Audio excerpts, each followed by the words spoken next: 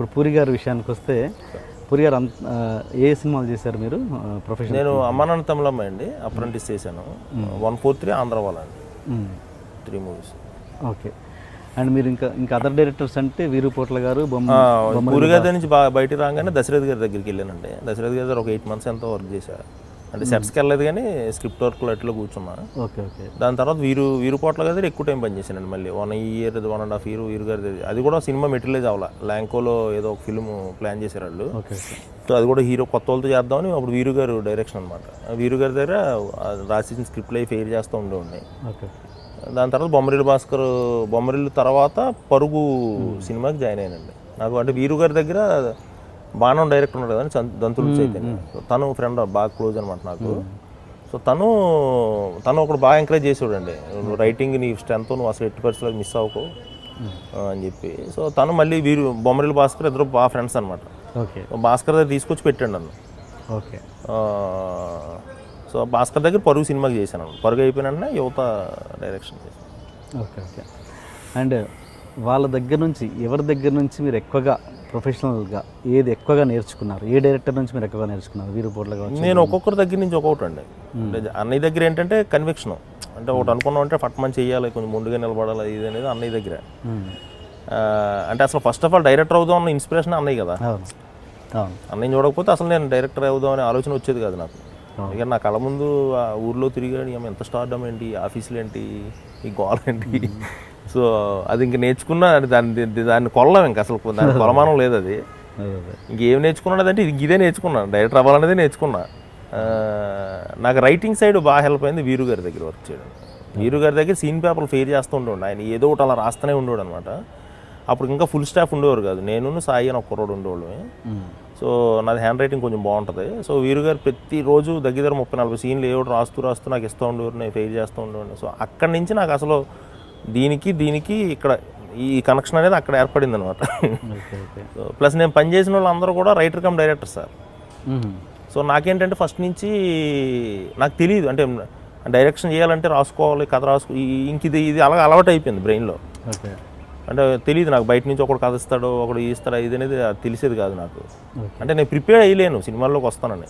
Okay okay. చిన్నప్పటి నుంచి ఆ యాంబిషన్ ఉంటే ఇవన్నీ రీసెర్చ్ చేద్దానేమో. సో నాకేంటంటే ఇంకా నేను డైరెక్టర్ అవ్వాలంటే నేను కథ రాసుకోలేమో, నేను డైలాగులు రాసుకోలేమో. సో ఇలా లక్కీగా ఏంటంటే పనిచేసిన వాళ్ళు అందరూ టాలెంటెడ్ అండి. నేను పనిచేసిన వాళ్ళు అందరూ పూరి గారు కానీ, దశరథ్ గారు కానీ, వీరు గారు కానీ, బొమ్మరిల్లు భాస్కర్ గారు కానీ అందరూ extreme talented, extreme human beings first of all. So నాకు తెలియకుండా ఇంకా వాళ్ళు ఎలా రిఫ్లెక్ట్ అవుతూ.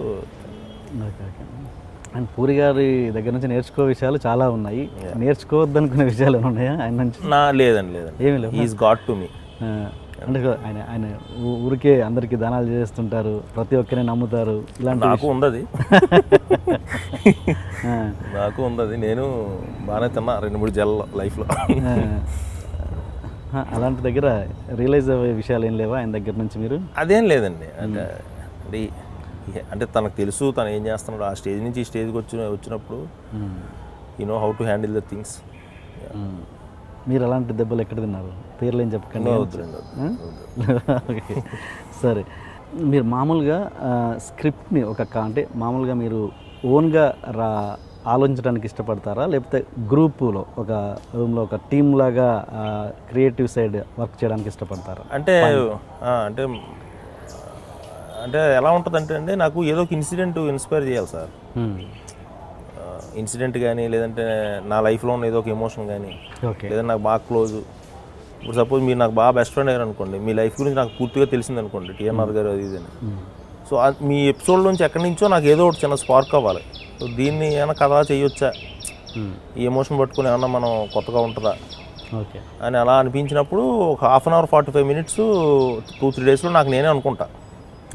టీఎన్ఆర్ గారి లైఫ్లో ఇన్సిడెంటే, బట్ టీఎన్ఆర్ గారి క్యారెక్టరేషన్ హీరోగా ఉండాలా ఉండకూడదా. సో సో అలా కొన్ని. సో అలా మీరు మొత్తం ప్రాసెస్ మీరే ఓన్గా చేసుకోవాలనుకుంటారా? ఉన్నారండి, అంటే నాకు సీతారాం అనే ఫ్రెండ్ ఉన్నాడు, నా చీఫ్ అసోసియేట్. తను మేజర్ పార్ట్ నేను తనే. మేజర్ అంటే 99.99%. తనది వస్తుందా టైటిల్స్లో నేను ఎప్పుడన్నా అంటే ప్రతి సినిమాకి వేస్తానండి. ఈ cinema additional chief associate plus additional script coordinator వేస్తాను. ఓకే. అంటే నాకు ఆల్మోస్ట్ నేను అమ్మనాన్న తమిళమ్మాయిలు ఉన్నప్పుడు అటు సౌండ్ ఇంజనీర్ అనమాట. సో ఇంకా అక్కడ అలా పరిచయం అయింది ఇద్దరికి. నేను డైరెక్షన్ చేసిన తర్వాత ఇంకా నా దగ్గరికి వచ్చేసాడు. ఓకే. సో ఇంకా అలా మేము ఇద్దరం అలా డిస్కస్ చేసి అంటే ఆల్మోస్ట్ బ్రదర్స్ అనమాట. ఇంకా మేము ఇద్దరం మార్నింగే ఇంటికి వచ్చేస్తాడు. నేను ఫ్లాపుల్లో ఉన్న హిట్లో ఉన్నా నా ఇంటికి వస్తాడు. ఇంకా అక్కడి నుంచి ఇద్దరం అలా కార్ వేసుకొని అలా వెళ్తారు. సీతి నన్ను ఐడియా వచ్చిందిరా ఎలా ఉంటుంది అంటే బాగుంటుందని ఇంకా అలా ఆలోచించుకుంటూ ఒక 45 minutes 1 hour ప్రాపర్ ఇంటర్వెల్లో క్లైమాక్స్ ఎమోషన్ ఇదంతా వచ్చిన తర్వాత అప్పుడు వేట మొదలు పెడతాం. ఎవరు